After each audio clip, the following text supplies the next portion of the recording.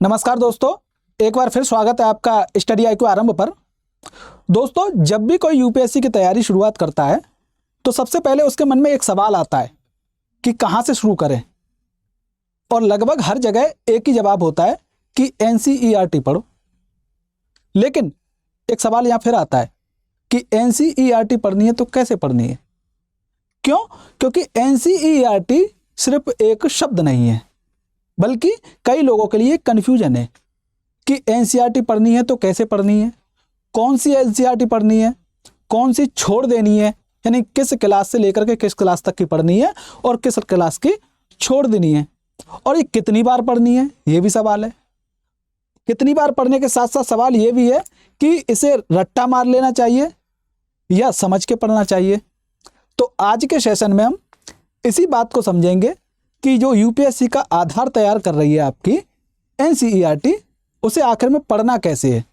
UPSC की जो सीढ़ी है, जो मंजिल है, उसको चढ़ने की जो पहली सीढ़ी है वो NCERT है। तो इसे आखिर में कैसे पढ़ें, उसकी रणनीति कैसी होनी चाहिए, किस चरण में कौन सा अभ्यास क्या पढ़ें, तो ये सारी बातें आज के सेशन में हम समझेंगे। ठीक है, इसे पूरा देखिएगा तो आपको एकदम क्लियर तरीके से समझ में आएगा कि आखिर में NCERT पढ़नी कैसे चाहिए, यूपीएससी का वो नज़रिया कौन सा होना चाहिए जिस नज़रिए से NCERT को पढ़ना है, ताकि हमारी जो तैयारी है वो बर्बादी की तरफ ना जाए, यानी समय बर्बादी ना हो जाए हमारी NCERT को पढ़ने में, जब तक कि हमें एक अच्छी रणनीति या कैसे पढ़नी है ये ना पता हो। तो देखिए, सबसे पहले समझते हैं कि आखिर यूपीएससी के लिए NCERT को ही क्यों पढ़ना चाहिए, यानी NCERT को क्यों पढ़ना चाहिए। तो मैंने बता ही दिया कि लगभग हर जगह यही जवाब मिलता है आपको कि NCERT पढ़ो। क्यों पढ़ो? तो देखो साहब, इसका पहला है सरकारी प्रकाशन है। ये क्या मतलब है इसका? कि सरकार का एक विभाग इसे छापता है, NCERT ये छापता है इसे, इसलिए इसे NCERT कहते हैं। और ये एक स्वायत्त निकाय है, तो इसीलिए सरकार के द्वारा छापी जा रही हैं, तो ये प्रामाणिक ज़्यादा होंगी, इनमें गलतियों की गुंजाइश तुलनात्मक रूप से कम होगी या ना के बराबर होगी। तो जैसे कि यूपीएससी में जब भी बात आती है कि इसका आंसर कौन सा होगा सही, कौन सा वाला गलत माना जाए या कौन सा वाला सही माना जाए, तो उसके लिए ऑथेंटिक सोर्स की ज़रूरत होती है। तो ऑथेंटिक सोर्स कौन सा माना जाएगा? ऑथेंटिक सोर्स माना जाएगा जिन्हें सरकार मान्यता दे, जिन्हें सरकार मान्यता दे। अब प्राइवेट ऑथर की जो मान्यता जो है उसके स्तर पर है, अब सरकार तो उसे मान्यता देगी नहीं, तो सरकार किसे देगी? ज़्यादातर जिसे वो छाप रही है। तो सरकार जिसे मान्यता दे वो ऑथेंटिक मानी जाएगी, ज़्यादा प्रमाणिक मानी जाएगी। इसलिए NCERT आपको पढ़ना जरूरी है, जिससे कि आपके लिए कोई कन्फ्यूजन ना रहे कि फला सोर्स में तो ये वाला तथ्य दिया गया है, इस सोर्स में ये तथ्य दिया गया है, तो कौन से वाले को सही माना जाए। तो उसके लिए आप रेफरेंस लीजिए NCERT को। दूसरा है साहब सरल भाषा।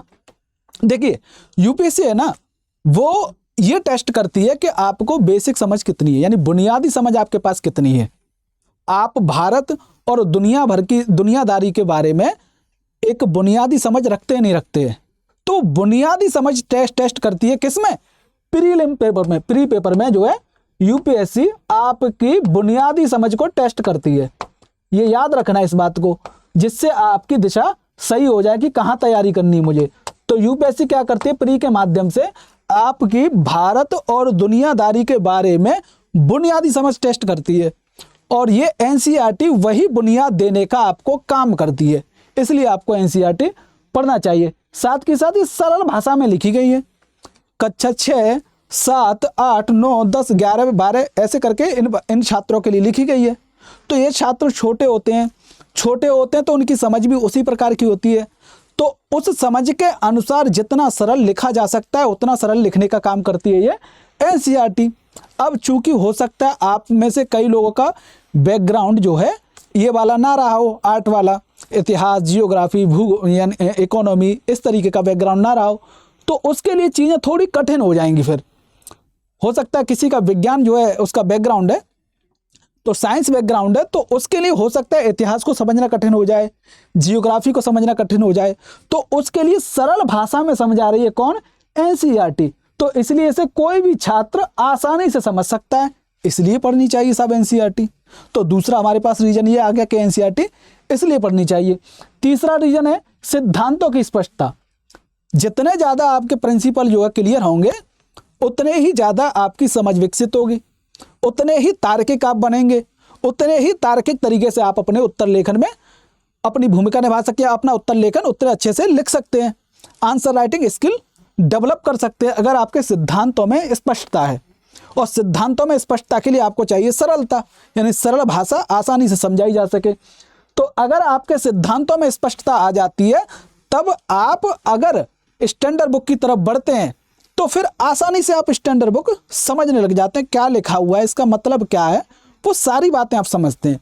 तो सिद्धांतों में स्पष्टता देती है आपके एनसीईआरटी, उसके बाद आप स्टैंडर्ड बुक की तरफ जाते हैं, क्योंकि आपकी बुनियाद पहले ही मजबूत कर दी है एनसीईआरटी ने। ठीक है साहब, अब समझते हैं कि साहब चौथा लाभ क्या है। चौथा लाभ यह है कि कई बार देखा गया है कि एनसीईआरटी से सीधे क्वेश्चन यूपीएससी ने पूछ लिए हैं, खासकर प्रीलिम्स में। तो प्री के पेपर में एनसीईआरटी से कई बार सीधे क्वेश्चन आए हैं, और इसमें से किस तरीके के क्वेश्चन आते हैं, जैसे नदी प्रणालियां पूछ ली, संसदीय प्रक्रिया क्या है, कृषि के प्रकार क्या है, इस तरीके के क्वेश्चन सीधे जो है आपके यूपीएससी के प्री में पूछ लिए जाते हैं। साथ ही साथ यहाँ से विश्लेषणात्मक आप समझ बना सकते हैं। और जो मैंने बताया कि लगभग हर जगह आपको जो है एनसीईआरटी रिफर की जाती है कि पढ़िए साहब। तो टॉपर्स जो भी टॉप करते हैं, रैंक लाते हैं, या मेंटोर्स, सभी जो है एनसीईआरटी से शुरुआत करने की सलाह देते हैं। क्यों सलाह देते हैं, आपको समझ में आ गया होगा कि क्यों सलाह दे रहे हैं वो एनसीईआरटी से। चलिए अब समझते हैं क्या रणनीति होनी चाहिए, कैसे पढ़ें एनसीईआरटी को, या कौन सी तकनीक है। तो समझ लेते हैं आप कौन सी एनसीईआरटी पढ़ें और कैसे पढ़ें। तो इसके दो तरीके हैं साहब, इसके दो तरीके हैं आपको पढ़ने के लिए। तो दो तरीके में पहला आता है कक्षावार अध्ययन। तो कक्षावार आपने अध्ययन किया, यानी क्लास वाइज रीडिंग। आपने क्या क्लास वाइज रीडिंग का क्या मतलब है, छठवीं क्लास की आपने एनसीईआरटी उठाई, छठवीं क्लास की एनसीईआरटी पढ़ी पूरी, उसके बाद आप 7th में गए, 7th की जो क्लास की एनसीईआरटी पढ़ते हैं, फिर आप 8th, ऐसे करके 12th तक जाते हैं, यानी कि 6th से लेकर 12th तक की आप एनसीईआरटी पढ़ते हैं एक एक करके क्रमिक रूप से। तो ये हो गया आपका कक्षावार अध्ययन जो है। तो कौन सी पढ़नी है तो बता दे, इसमें यही समझ लीजिए कि आपको 6 से 12 तक की पढ़नी है। कई मामलों में वो जैसे पॉलिटी की है वो आप 11 से 12 की पढ़ सकते हैं केवल। ठीक है, तो कक्षा 6 से लेकर के सभी विषयों को एक एक करके आप पढ़ेंगे तो उसे कक्षावार अध्ययन कह लेंगे, यानी क्लास वाइज रीडिंग। इसके फायदे क्या हैं कि आपके लिए शुरुआत के लिए आसान है, कठिनाई जो है आपकी क्रमिक रूप से चलती है, यानी कि पहले स्तर पर कुछ कठिन, फिर उसके बाद कठिन, फिर उसके बाद कठिन, इस तरीके से आपकी कठिनाई क्रमिक रूप से बढ़ती है और शुरुआत के लिए आसान लगती है। लेकिन नुकसान है इसमें, एक नुकसान यह है कि आपका फ्लो टूट जाता है। फ्लो कैसे टूट जाता है कि आज आप इतिहास पढ़ रहे थे, इतिहास मतलब अभी जो है इतिहास पढ़ रहे थे, पता चला थोड़ी देर बाद आप भूगोल पे पहुंच गए, थोड़ी देर बाद आप इकोनॉमी पहुंच गए। तो उसमें क्या होता है, आपका प्रवाह टूटता है, विषयों का आपका प्रवाह टूट जाता है और एक विषय की निरंतरता नहीं बन पाती है। ये इसकी कमी है। हालांकि शुरुआत में अगर आप स्टार्ट कर रहे हैं तो आसानी होती है, कठिनाइयों का स्तर धीरे धीरे बढ़ता है, लेकिन विषय का जो है ना प्रवाह टूट जाता है, और जब प्रवाह टूट जाता है तो मजा नहीं आता उतना।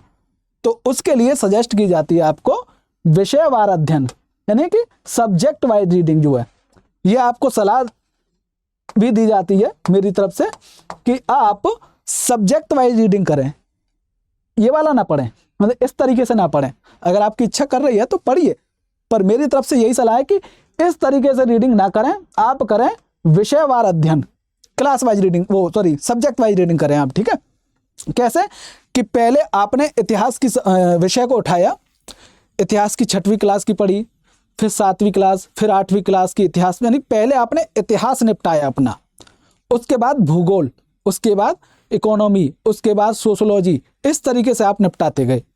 तो इस तरीके से आपको सब्जेक्ट वाइज पढ़नी है। इसके फायदे क्या है कि एक विषय की पूरी समझ आपकी बन जाती है, आपके इतिहास की पूरी समझ बन गई, उसके बाद आप नेक्स्ट उस पे जा रहे हैं सब्जेक्ट पे, फिर उसके बाद अगले पे जा रहे हैं। लेकिन शुरुआत में ये थोड़ा सा कठिन लग सकता है, बेशक कठिन लगे, पर मजा इसी में आएगा आपको पढ़ने में। पता चला आप जो है आज अकबर के बारे में पढ़ रहे थे, नेक्स्ट में जो है आप किसी और के बारे में, मतलब इकोनॉमी में चले गए, तो अकबर की कुछ बातें अधूरी रह गई, आपको क्लियर नहीं हुआ, मजा टूट गया, आपका प्रवाह टूट गया। तो उस प्रवाह को टूटने से बचाइए, तो आपको विषयवार अध्ययन करने की मैं सलाह दूंगा। इसके बाद समझते हैं कि साहब एनसीईआरटी पढ़ने की रणनीति क्या होनी चाहिए। तो इसको चरण में समझते हैं हम, यानी कि स्टेप बाय स्टेप समझते हैं किस तरीके से हमारी रणनीति होनी चाहिए एनसीईआरटी को पढ़ने के लिए। तो पहला चरण है साहब, इसका पहला चरण है, पहली बार जब पढ़ रहे हैं आप तो पैसिव रीडिंग करनी है आपको। पैसिव रीडिंग केवल ऐसे करके पढ़ते जाना है, बहुत ज़्यादा आपको हाईलाइट या नोट्स मेकिंग पे ध्यान क्या देना, बनाना ही नहीं है बिल्कुल भी। जैसे कि उपन्यास पढ़ते हैं आप, नोवेल पढ़ते हैं, तो उसी तरीके से आप जो है रीड करिए इसे केवल। तो ये पैसिव रीडिंग है, आपको कोई एक्टिविटी, खास एक्टिविटी नहीं करनी है सिवाय पढ़ने के। तो अब समझने की कोशिश करना है आपको कि ये चैप्टर आखिर में क्या कह रहा है, हाईलाइट नहीं करना है। जैसे आप नोवेल पढ़ते हैं ना, तो समझते हैं ये किरदार का क्या मतलब है, ये किरदार यहाँ गया तो क्यों गया, इससे मिला तो क्यों मिला, तो वो किरदार समझने की कोशिश करते हैं ना आप नोवेल में। ऐसे ही आपको एनसीईआरटी में समझने की कोशिश करनी है कि ये चैप्टर आखिर में क्या कह रहा है, इसका मतलब क्या है, ये समझने की कोशिश करिए। तो कोई भी अंडरलाइनिंग, हाईलाइट या नोट्स बनाने की कोशिश ना करिए यहाँ पर, ठीक है। यहाँ कोशिश नहीं करनी है, केवल विषय के फ्लो को समझना है, केवल विषय के फ्लो को समझना, ना रटने की कोशिश भी नहीं करनी है, आपको समझने की कोशिश करनी है। विषय का फ्लो बनाइए, रटने की जरा भी मत सोचिए। और पूरे यूपीएससी में कहीं भी आप, यानी पूरी यूपीएससी की तैयारी में आपको कहीं भी रटने की जरूरत नहीं है, ये ध्यान रखना। रटने का काम नहीं है यहाँ पर, कभी काम नहीं आएगा वो। दूसरे चरण में, अब आपने पहले चरण में आप क्या किया, पैसिव रीडिंग कर लिया आपने। अब दूसरे चरण में चलते हैं। दूसरे चरण में देखते हैं क्या करना है। अब यहाँ पे आपको एक्टिव हो जाना है, अब एक्टिवली पढ़ना है यहाँ पर कि अच्छा ये वाला कॉन्सेप्ट है, ये तारीख को ये घटना घटित हुई थी, तो उस तारीख को आप अंडरलाइन कर लेंगे। कौन सी घटना घटित हुई थी वो आपने अंडरलाइन कर लिया, हाईलाइट कर लिया, या ठीक है। तो यहाँ पर आप महत्वपूर्ण शब्दों और बिंदुओं को अंडरलाइन या हाईलाइट कर सकते हैं। तो यहाँ पर आपको एक्टिवली रीड करना है, एक्टिव होकर के एनसीईआरटी की किताबों को पढ़ना है। साथ ही साथ आपको क्या करना है, यूपीएससी के सिलेबस से जो है मिला करके आपको पढ़ना है एनसीईआरटी, यानी यूपीएससी के सिलेबस को उठाना है, फिर उसको समझना है क्या पूछता है यूपीएससी या क्या पूछा है यूपीएससी ने सिलेबस में, तो उसी को आधार बनाकर आप अपनी एनसीईआरटी को पढ़ें। इस पर मैं पहले भी एक वीडियो बना चुका हूं कि जो सिलेबस है ना, ये सिलेबस आपका मैप होता है, रास्ता आसान करता है, रास्ता दिखाता है आपको यूपीएससी तक पहुंचने के लिए। तो इस सिलेबस को समझने के लिए मैंने एक अलग से जो है मैंने इस सिलेबस को समझने के लिए मैंने अलग से एक वीडियो बनाया है। आप उस वीडियो को जाकर के देख लें। स्ट्रक्चर और सिलेबस समझाया पूरा गहराई से, एकदम एक एक बिंदु पर बात की है मैंने उसमें, जिससे आपको क्लियर तरीके से समझ में आ जाएगा कि एनसीईआरटी क्या पूछ रहा है, क्या चीज़ पढ़नी है हमको, क्या चीज़ छोड़नी है। वो जाकर के आप देख लीजिए, चैनल पे आपको मिल जाएगा। और साथ ही साथ अगर आपने ये वीडियो लाइक नहीं किया तो इसे लाइक कर लीजिए, और चैनल सब्सक्राइब नहीं किया है तो तुरंत सब्सक्राइब कर लीजिए। साथ ही साथ आपको अगले किस टॉपिक पर वीडियो चाहिए, या आपको कौन सी चीज़ें समझ में नहीं आ रही हैं, आप चाहते कि ये इसकी रणनीति मुझे बता दे कोई, तो मुझे लिए फ़ायदेमंद हो सकता है, तो वो कमेंट कर दीजिए, ठीक है। तो आपको यूपीएससी सिलेबस और प्रीवियस ईयर क्वेश्चन उनको उठाना है पेपर को, और उन्हें देखना है कि यूपीएससी क्या पूछ रहा है, किस तरीके से पूछ रहा है, तो उसको आधार बनाकर आप अपनी एनसीईआरटी की तैयारी करेंगे। बता ही दिया कि आपको यहाँ पर एक्टिवली पार्टिसिपेट होकर के एनसीईआरटी की रीडिंग करनी है। अब साहब कहीं कहीं डाउट भी आएगा आपको कि ये शब्द का क्या मतलब है या इसका क्या मतलब है, तो आपके पास जो भी उपलब्ध संसाधन हो, अवेलेबल रिसोर्सेज हो, उनका सहारा लीजिए। तो वो उपलब्ध संसाधन कौन से हो सकते हैं, तो पहला तो आपका मोबाइल हो सकता है जिससे आप ये वीडियो देख रहे हैं। आप सर्च कीजिए, तुरंत उसको यूट्यूब पर सर्च कर लीजिए, उससे रिलेटेड जो वीडियो मिल जाएंगे आपको। स्टडी आईक्यू के जो है चैनल पर ही आपको कई सारे वीडियो मिल जाएंगे उसके एकदम अच्छे, तो वहाँ देख लीजिए। आपको वो भी नहीं करना है तो आप गूगल पे जाइए, उस शब्द को टाइप कीजिए और लिखिए मुझे ये समझाओ, तो वो समझा देगा। वो भी नहीं करना है तो एआई है आपका, चैट जीपीटी वगैरह इस तरीके के उस पर प्लेटफॉर्म पे जाइए, वहाँ लिखिए, उससे लिखिए मुझे सरल से सरल शब्दों में जितना समझा सकता है इस कॉन्सेप्ट को या इस डाउट को क्लियर कर मेरे, वो क्लियर करके देगा। तो आप जो है ऑनलाइन रिसोर्स का आपके पास जो भी अवेलेबल या उपलब्ध हो उनका सहारा लीजिए, भरपूर प्रयोग करिए। अब आता है साहब तीसरे चरण में क्या करें। पहले में हमने पैसिव रीडिंग कर ली, दूसरे में हमने एक्टिवली होकर के पढ़ा, अब तीसरे में आपको करना है नोट्स बनाना है। पहले में हमने कुछ भी नहीं किया, ना हाईलाइट की, ना कुछ नहीं किया। दूसरे में हमने सिलेबस को समझा, सिलेबस क्या पूछ रहा है उसके अकॉर्डिंग हमने एनसीईआरटी की रीडिंग की और वहाँ कुछ अंडरलाइन और हाईलाइट की थी, नोट्स नहीं बनाया। अब हमें इस तीसरे चरण में नोट्स बनाना शुरू कर देना है, यानी कि जो किताब में हमने चीज़ों को समझी है यहीं क्यों नोट्स बनाना है, पहले क्यों नहीं बनाना, ये भी क्वेश्चन आता है ना। क्योंकि अब आप चीज़ें समझ चुके हो, बिना समझे अगर आप नोट्स बनाते हैं तो आप सारी बातों को अपने नोट्स में उतार डालेंगे, यानी कि डिक्टो किताब में जो छपा है वही छाप देंगे। लेकिन नोट्स का मतलब ये नहीं होता है। नोट्स का मतलब होता है आपकी भाषा में लिखी गई किताब शॉर्ट तरीके से, ये नहीं कि किताब पूरी की पूरी किताब ही कॉपी पेस्ट कर डाली। नोट्स का मतलब है आपकी भाषा में एक सार। तो आपको क्या करना है, अपने शब्दों में एक छोटा सारांश लिखना है। जो भी वो चैप्टर में कहा गया था बातें, उनको अपने शब्दों में 4-5 लाइन में जितने भी लिख सकते हो, जितना छोटा से छोटा हो सकता है उसमें छोटे से छोटे में सारांश लिख लीजिए। ठीक है, बुलेट पॉइंट के रूप में बना सकते हैं आप इसे, आप माइंड मैप के रूप में बना सकते हैं। खासकर हिस्ट्री और जियोग्राफी जैसे सब्जेक्ट के लिए आप जो है माइंड मैप का यूज कर सकते हैं। तो आप बुलेट पॉइंट्स का यूज कीजिए, माइंड मैप का यूज कीजिए, फ्लो चार्ट बना सकते हैं। सेम फ्लो चार्ट जो है हिस्ट्री और जियोग्राफी जैसे सब्जेक्ट के लिए या इकोनॉमी के लिए आप जो फ्लो चार्ट का यूज करिए। साथ के साथ डायग्राम जहाँ जरूरी हो वहाँ डायग्राम बनाइए।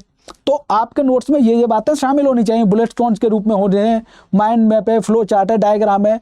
अब इससे फ़ायदा क्या होगा, आपको याद रखने में आसानी होगी, इससे याद रखने में आपका सहायक सिद्ध हो सकता है, क्योंकि आपकी भाषा में लिखे हुए ना, आपको पता है ना कि मैंने ये लिखा तो कहाँ क्यों लिखा था। जब आप याद करने की कोशिश करेंगे ना बिना सोर्स के, तो आपको याद आएगा कि मैंने फला पन्ने पर या फला पेज नंबर पर कुछ तो लिखा था, तो कुछ तो लिखा था, इसी जैसे ही याद आएगा ना कुछ तो लिखा था, उसके अगले चरण में तुरंत याद आएगा कि ये लिखा था, या उसके करीब पहुंच जाएंगे आप कुछ हद तक, या आपको दिख जाए कहीं फैक्ट, तो आप फिर उसको मेमोराइज कर पाएंगे, हाँ ये था इसका सही आंसर, क्योंकि वो आपने अपनी भाषा में लिखा है और अपना लिखा हुआ ज़्यादा याद रहता है कंपेरिजन दूसरे के लिखे हुए के। तो इसमें क्या कर सकते हैं आप, तारीख हैं, जो डेट्स हैं, घटनाएं कौन सी घटित हुई है, परिभाषाएं, उनको हाईलाइट कर सकते हैं।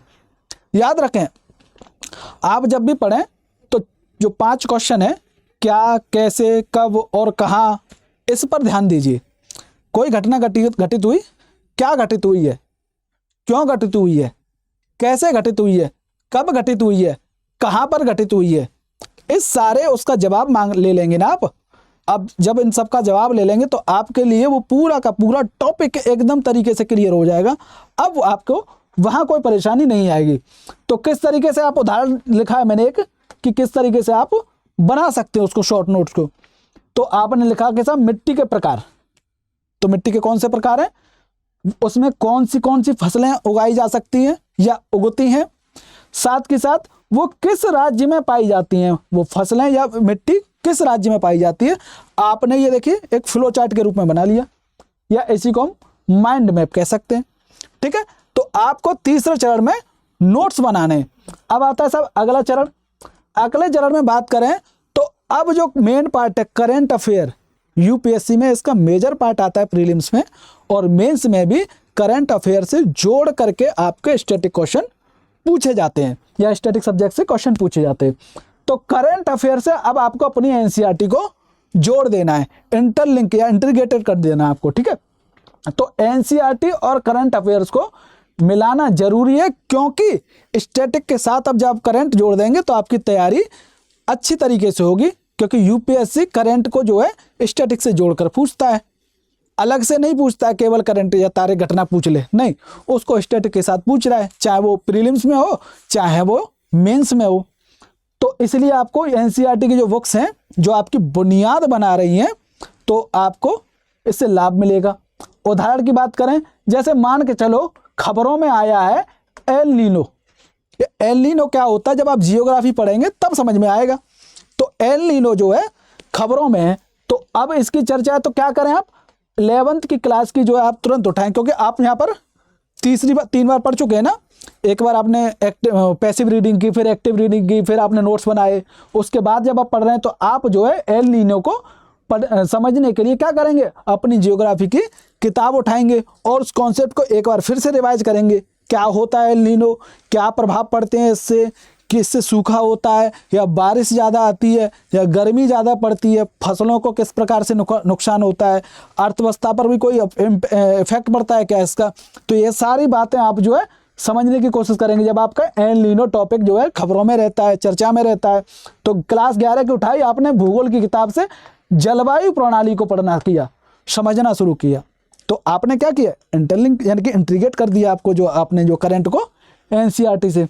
अब इससे होगा क्या, इससे होगा आपकी एनालिटिकल जो आंसर लिखने की क्षमता है ना वो विकसित हो जाएगी, और वो विकसित हो गई तो फिर कहने क्या, बल्ले बल्ले। ठीक है, अब समझते हैं साहब अगला चरण 5वां आ जाता है।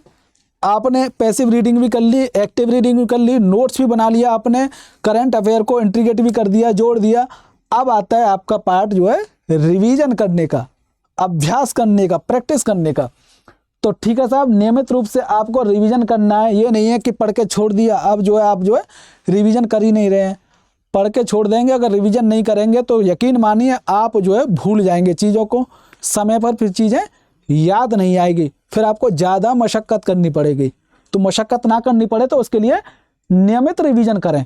साथ के साथ एमसीक्यू उठाइए, प्रीवियस ईयर के क्वेश्चन को उठाइए, उनसे जो है आंसर राइटिंग की प्रैक्टिस करने की कोशिश करें। जितना लिखने की कोशिश करेंगे उतना ही आपके लिए लाभदायक है, वही आपके फायदेमंद की चीज़ है, क्योंकि यूपीएससी में जो है आंसर राइटिंग बहुत मायने रखती है, बिना इसके आपकी रैंक नहीं बनने वाली है। ठीक है, तो आपको आंसर राइटिंग और एमसीक्यूज की प्रैक्टिस करनी है, और वही मैंने बताया समय समय पर आपको रिवीजन का अपना शेड्यूल भी बनाना है। समय समय पर शेड्यूल बना करके आप जो है अपनी तैयारी को धार दीजिए। अब बात करते हैं, अब एडवांस बुक पर आपका जाने का समय आ गया है।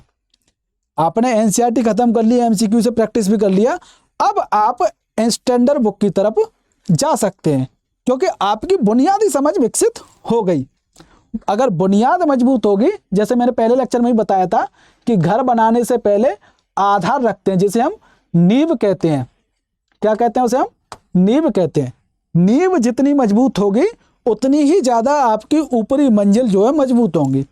नींव जितनी मजबूत होगी उतनी ही ज़्यादा मंजिल आप ऊपर बना सकते हैं। तो अपनी नींव को मजबूत करिए, तभी आपका मकान मजबूत बनेगा। तो आपको एनसीईआरटी नींव मजबूत करने का ही अवसर देती है। क्या देती है? अवसर देती है एनसीईआरटी आपकी नींव मजबूत करने का, फाउंडेशन को स्ट्रॉन्ग करने का अवसर दे रही है आपको। तो अपनी नींव पहले मजबूत करिए, फिर उसके बाद जो है एडवांस बुक्स पे जाइए।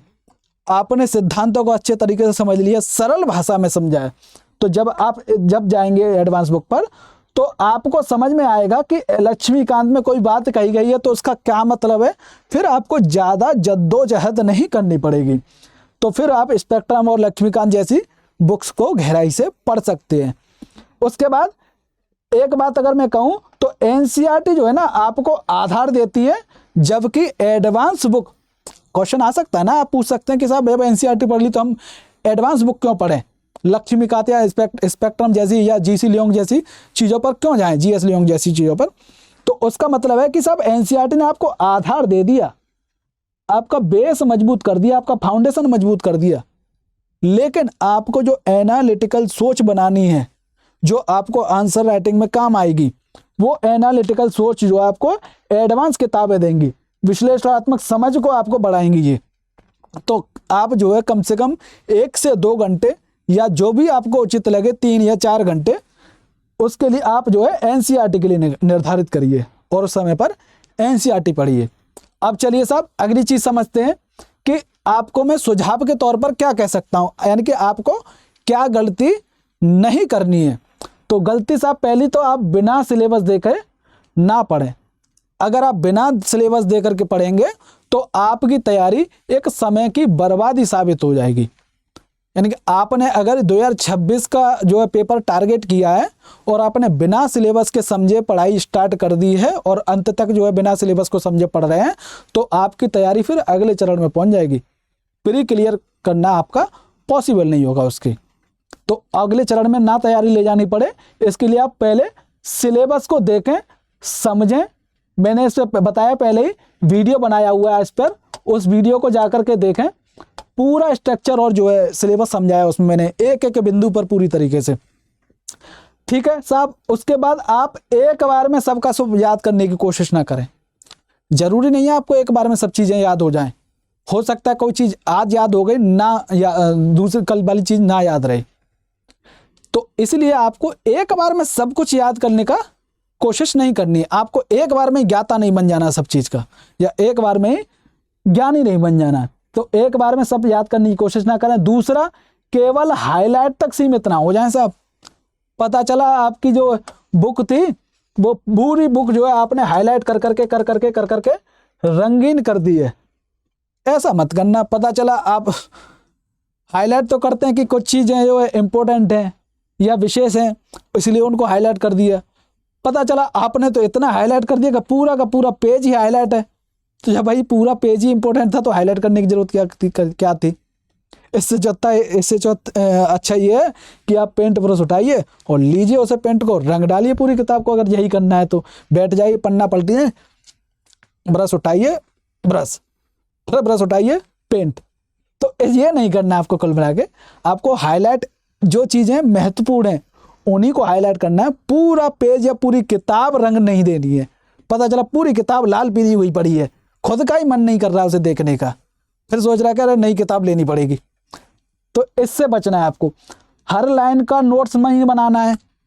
मैंने पहले बताया था कि बुक्स को जो है ना कॉपी पेस्ट करना नहीं होता है। आपको अपना नोट्स बनाने का मतलब है कि आपको अपनी भाषा में उस किताब का सार लिखना है या उस चैप्टर का सार लिखना है। हर एक चैप्टर के लिए या हर एक जो है जो भी आपका कॉन्सेप्ट है, उस कॉन्सेप्ट के लिए एक पन्ने पर आपका वो पूरा हो जाना चाहिए। समझ में आ रही है? एक टॉपिक आपका एक पन्ने में कंप्लीट होना जाना चाहिए। 2, 3, 4, 5 ऐसे नहीं भरने चाहिए। तो एक पन्ने में आपका एक टॉपिक कंप्लीट हो जाए, वो बुलेट के फॉर्म में या फ्लो चार्ट के या माइंड मैप के जिस भी तरीके से आप करना चाहें वो करना चाहिए। और खुद की भाषा में लिखना है। किताब से डिक्टो लाइन नहीं छाप देनी है। खुद की भाषा, किताब कह रही है अच्छा ये है तो फिर उसमें खुद के शब्द जोड़ करके खुद के अकॉर्डिंग बिना किताब का सहारा लिए हुए लिखिए। ठीक है। उसके बाद एनसीईआरटी को सब छोड़े नहीं। कई लोग गलती कर देते हैं, बोरिंग समझ के, अरे ये तो मैं बच्चों वाली चीज़ पढ़ूंगा, मैं तो यूपीएससी करने आया हूँ, ये बच्चों वाली चीज़ पढ़ूंगा, मेरे बच्चे वाले की चीज़ें पढ़ने के लिए थोड़ी ना मैं आया हूँ यूपीएससी बनने के लिए, मैं तो बड़ी पढ़ूंगा, एनसीईआरटी लक्ष्मीकांत मोटी मोटी किताबें पढ़ूंगा। नहीं साहब, इसको आप भूलने की कोशिश मत करिए। इसको अगर आप छोड़ेंगे तो आपकी बड़ी भूल होगी, क्योंकि यूपीएससी के लिए एक बहुमूल्य आपकी बुनियाद को मजबूत कर रही है। साथ के साथ यूपीएससी यहाँ से डायरेक्ट क्वेश्चन भी पूछ दे रही है, उसके अलावा ये प्रमाणिक भी है। तो इसलिए इसे छोड़ने की गलती ना करें आप जो है। साथ के साथ सारांश पर निर्भर नहीं रहना है। क्या मतलब है इसका? यूट्यूब पर या कई अन्य जगह पर आपको एनसीईआरटी के सार मिल जाता है।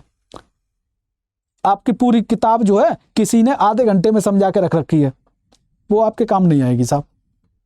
काम आएगी आपके अपने द्वारा पढ़ी हुई। तो उस सार पर या सारांश पर निर्भर नहीं रहना है, बल्कि अपनी खुद की मूल किताबें पढ़नी है एनसीईआरटी की। ठीक है, इस पर ध्यान दिए। साथ के नियमित जो है मॉक टेस्ट भी लगाइए। वो जो एमसीक्यू वाले हो सकते हैं, प्री वाले, वो मेंस के हो सकते हैं, तो मॉक टेस्ट भी देते रहिए साथ के साथ। और अंत में यही बात कहूँगा, निरंतरता बनाए रखें, इसको ना छोड़ें। निरंतरता नहीं बनाते हैं, आप अनियंत्रित होकर के जो है काम करते हैं, पढ़ाई करते हैं, तैयारी करते हैं, फिर वो आपके ज़्यादा लाभदायक नहीं होगी, आपके काम नहीं आने वाली है। तो निरंतरता बनाए रखें, क्योंकि यूपीएससी एक मैराथन है। क्या मतलब है इसका? मैराथन होती है एक लंबी रेस। एक मान लो 100 मीटर की कोई रेस होती है, एक 500 मीटर की, 1 किलोमीटर की, लेकिन मैराथन होती है 5 किलोमीटर, 10 किलोमीटर, इतनी लंबी। अब इसमें आप एक साथ स्पीड से भागने की कोशिश करेंगे तो आप जल्दी थक जाएंगे, और आपको तो 10 किलोमीटर चलना है। जल्दी थक जाएंगे तो आप जो है आगे की प्रतियोगिता में भाग नहीं ले पाएंगे, पहले ही चरण में निकल जाएंगे। हाँ, अगर ये 100 मीटर की होती रेस, तो 100 मीटर की अगर रेस है कोई, सॉरी यहाँ लिख देता हूं मैं, अगर 100 मीटर की कोई रेस है, अगर आप उसमें स्पीड से भागते हैं और एज ले लेते हैं, तब तो आपके लिए वो लाभदायक हो सकती है, क्योंकि छोटी रेस है ना। छोटी रेस में आप जितनी तेज भागेंगे उतना ही आपको फायदा मिलेगा, उतने ही आपके चांस जीतने के बढ़ जाएंगे। लेकिन जब बात मैराथन की आएगी तो वहां को आपको मेंटेन करके रखना पड़ेगा। स्पीड को अपनी मेंटेन करके चलना है। अगर मेंटेन नहीं करते हैं और पहले ही स्पीड से भागते हैं तो आप जो है 10 किलोमीटर तक नहीं दौड़ पाएंगे। तो इसलिए अपनी निरंतरता बनाए रखें, मेंटेन करके चलें सारी चीज़ों को, क्योंकि यूपीएससी एक मैराथन है, कोई छोटी रेस नहीं है। तो आज के सेशन में इतना ही। उम्मीद है आपको ये चीज़ें पसंद आई होंगी और जो भी समझाया ये आपको समझ में आया होगा। अगर समझ में आया हो तो वीडियो को लाइक करें, चैनल को सब्सक्राइब करें। मिलते हैं अगले किसी वीडियो में, तब तक के लिए नमस्कार।